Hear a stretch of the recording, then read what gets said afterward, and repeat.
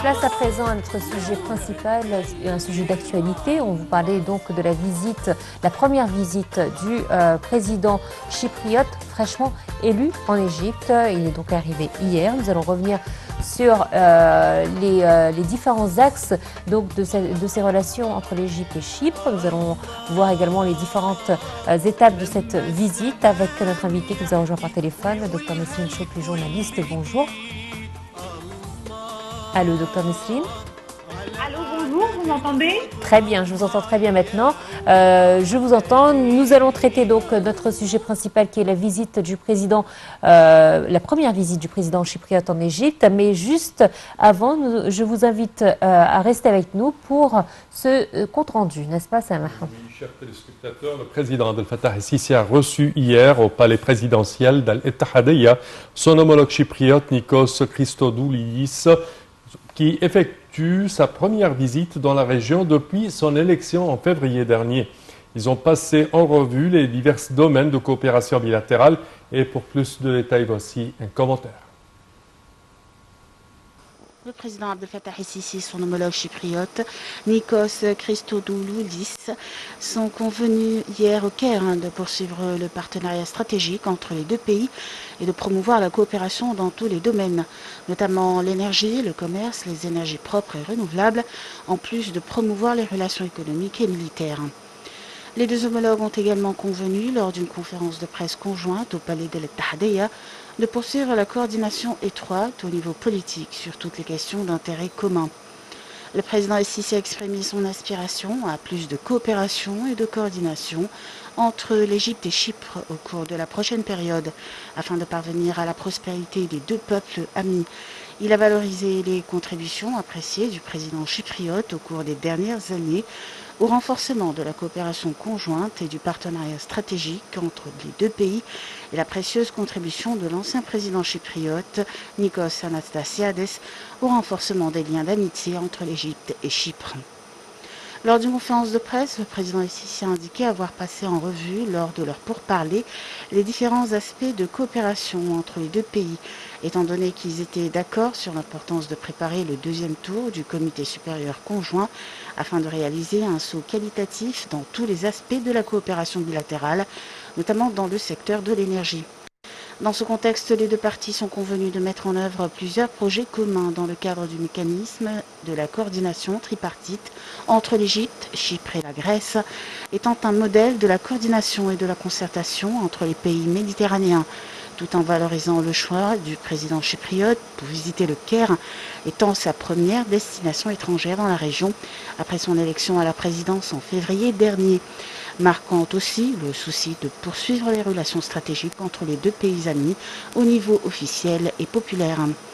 El-Sisi a de même souligné les efforts continus pour parvenir à un règlement juste concernant la question du barrage de la Renaissance et pour parvenir à un accord juridiquement contraignant pour remplir et faire fonctionner le barrage d'une manière répondant aux aspirations de tous les peuples à se développer côte à côte.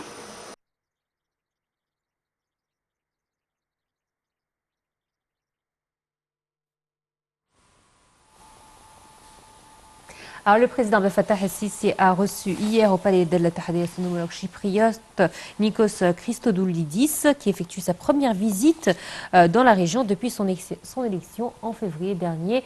Alors, docteur Nesrine, rebonjour. Bonjour, alors. Alors, c'est vrai que on sait que les relations entre l'Égypte et Chypre sont solides. Elles datent depuis 1960, depuis que Chypre a déclaré son indépendance. Quels sont les secteurs les plus importants dans ces relations entre l'Égypte et Chypre? Alors, il faut savoir que les relations entre l'Égypte et Chypre sont des relations d'abord anciennes, mais aussi il y a un côté très important, c'est le côté géographique, parce que l'Égypte et Chypre sont tous les deux des pays de la Méditerranée, sont assez proches, et il y a eu toujours, tout au long de l'histoire, des va-et-vient entre les peuples de ces deux pays. Alors, aujourd'hui, Ces relations-là sont véritablement, comme on peut le dire, des relations stratégiques. D'ailleurs, en sa première visite en Égypte, le président chypriote n'a pas manqué à le souligner durant sa conférence de presse avec le président Abdel Fattah el-Sisi. Et d'ailleurs aussi, le président Abdel Fattah el-Sisi a confirmé tout au long de cette visite ce caractère très stratégique et très particulier de ces relations-là. Des relations qui touchent plusieurs secteurs. D'abord, le secteur, bien sûr, de l'énergie, puisqu'il y a une importante coopération, une coopération tripartite d'ailleurs entre l'Égypte, Chypre et la Grèce dans le domaine de l'énergie. Il ne faut pas l'oublier, surtout que les trois pays souhaitent mettre en place une sorte de partenariat qui permettrait de transmettre l'énergie, que ce soit sous forme de gaz ou de pétrole, de la région du Moyen-Orient vers l'Europe. N'oublions pas aussi que Chypre est une partie de l'Union européenne. Donc, véritablement, ce sont des relations dans ce domaine-là de l'énergie qui permettent de créer une sorte de pilier méditerranéen dans la région, un nouvel axe méditerranéen. Et aussi, ce sont des relations dans le domaine de l'électricité, dans le domaine bien sûr militaire. Donc ce sont des relations qui touchent des secteurs très importants. Aussi l'économie, on ne peut pas oublier l'économie, puisque ça c'est un des dossiers les plus importants et les plus prioritaires pour l'État égyptien à l'heure actuelle. Oui. Docteur Nessim, bonjour. Bonjour. Alors, quand on parle de cette visite, le président chypriote est arrivé avec le ministre des Affaires étrangères et le ministre de l'Énergie. Est-ce que c'est soi-disant un préambule pour un accord qui va être signé entre les deux pays? Des accords déjà signés, il faut savoir qu'il y a déjà des accords signés qu'il faut continuer à renforcer et à poursuivre, et aussi de nouveaux accords qui seront signés. N'oubliez pas que les deux pays sont une partie d'une coalition régionale pour les pays de la Méditerranée en ce qui concerne la gestion du gaz naturel. Donc certainement, il y a davantage, je dirais pas de protocole et d'accords seulement, parce que les mots protocole et accord, ce n'est pas assez suffisant, mais je dirais plutôt, on parle plutôt en guise de projets, de méga-projets entre les deux pays, d'abord pour réaliser leurs intérêts, mais aussi pour garantir de faire de cette région, je dirais, un nouveau marché de conversion et de transfert de l'énergie vers les pays occidentaux, surtout après ce qui s'est passé durant la crise russo-ukrainienne, parce que la crise russo-ukrainienne a permis de revoir un petit peu la planète différemment, que ce soit au niveau de l'énergie, que ce soit au niveau des partenariats stratégiques, que ce soit au niveau de l'économie, et par conséquent, il y a eu de nouvelles, je dirais, démarches qui ont été prises pour reconstruire des partenariats. Et l'Égypte, Chypre et la Grèce, ils avaient déjà beaucoup bossé au cours des dernières années à créer ce partenariat-là, axé sur le domaine de l'énergie. Aujourd'hui, il s'avère prometteur et il continue à avancer avec des visites continues. D'ailleurs, le fait que le président qui est fraîchement élu vienne en Égypte aussi rapidement que cela et qu'il y ait une continuité montre bien que ce n'est pas seulement des accords liés à des figures politiques ou certaines figures politiques, mais c'est vraiment une stratégie qui est adoptée par les deux États et qui œuvre véritablement à aller plus loin dans les prochaines années. Alors, ce sont des chiffres anciens, mais il faut dire que les exportations égyptiennes vers les marchés chypriotes sont en hausse depuis plusieurs années, depuis notamment ce que vous venez de mentionner, la coopération tripartite entre l'Égypte, la Grèce et Chypre. Il faut dire qu'elle s'élève à 9 millions d'euros, à 19 millions d'euros, pardon. En contrepartie, les importations égyptiennes venant de Chypre, elles sont moins importantes. Donc j'imagine que ce nouveau président également va essayer de ramener l'Égypte vers son marché à lui aussi, qui est en nette baisse depuis quelques années. Et il faut savoir que les importations égyptiennes les plus importantes vers la Chypre sont le sel brut, les sables naturels, les pierres, les produits fabriqués de pierre et de marbre. Donc c'est vrai que et les céréales et les fruits, et je pense qu'elles vont être beaucoup plus importantes, comme vous l'avez mentionné, à cause de la crise russo-ukrainienne notamment.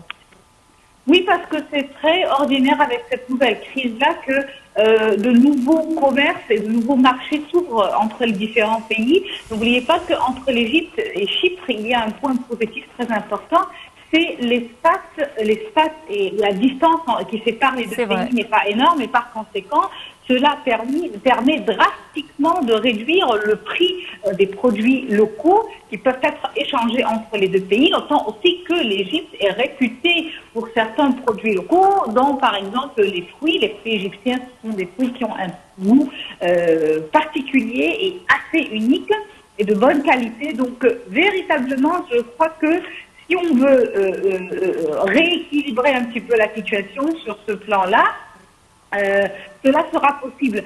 Peut-être qu'au cours des dernières années, avant la crise russo-ukrainienne, il y avait plus d'intérêt qui était donné au dossier de l'énergie, chose qui va continuer, mais cela n'empêche pas que d'autres aussi échanges peuvent être possibles et peuvent par la suite réaliser un changement au niveau des exportations des deux pays.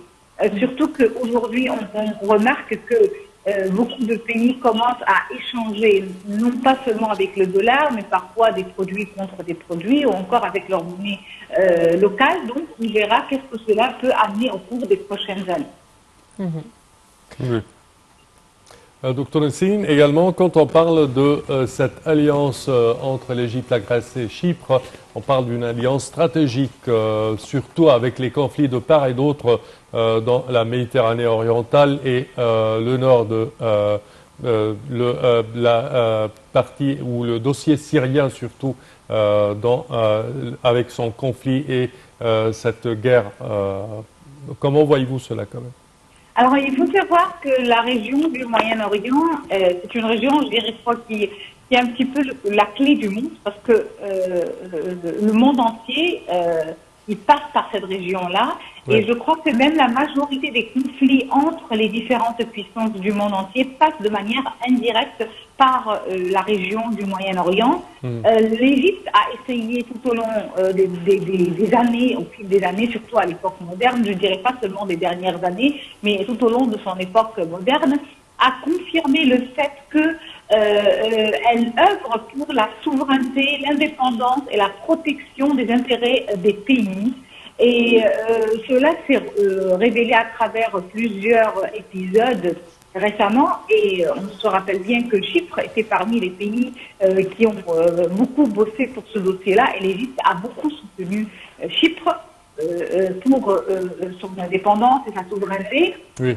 Je crois que les nouveaux déplacements qui se passent dans la région, et je ne parlerai pas seulement de Chypre, parce qu'on a vu qu'au cours des derniers jours, sur le plan stratégique et politique, il y a eu plusieurs déplacements, que ce soit des dirigeants ou des ministres des Affaires étrangères ou des présidents qui sont arrivés en Égypte, que ce soit nos dirigeants et nos responsables qui sont partis à l'étranger. Il est clair qu'il y a une volonté des peuples de la région de remettre en ordre la situation, de sorte à ce que le Moyen-Orient soit une région beaucoup plus calme et de sorte à réaliser les intérêts du Moyen-Orient. Le Moyen-Orient n'est pas séparé du monde entier et le monde entier passe par une phase de déséquilibre importante qui devrait permettre en quelque sorte de rétablir un nouvel ordre mondial ou un nouvel équilibre mondial. Et je crois que les dirigeants de la région, entre autres le président égyptien et le président chypriote, en sont conscients. Ils œuvrent pour cela. Ils œuvrent aussi avec nos confrères de la Syrie et plusieurs, je dirais, pays et peuples de la région, sans les citer tous, pour rétablir une sorte d'ordre qui permet de stabiliser et sécuriser la région. Docteur Nassrine Chokri, vous êtes journaliste. Merci pour votre intervention dans notre programme Bonjour l'Égypte. Une courte pause, on se retrouve tout de suite après.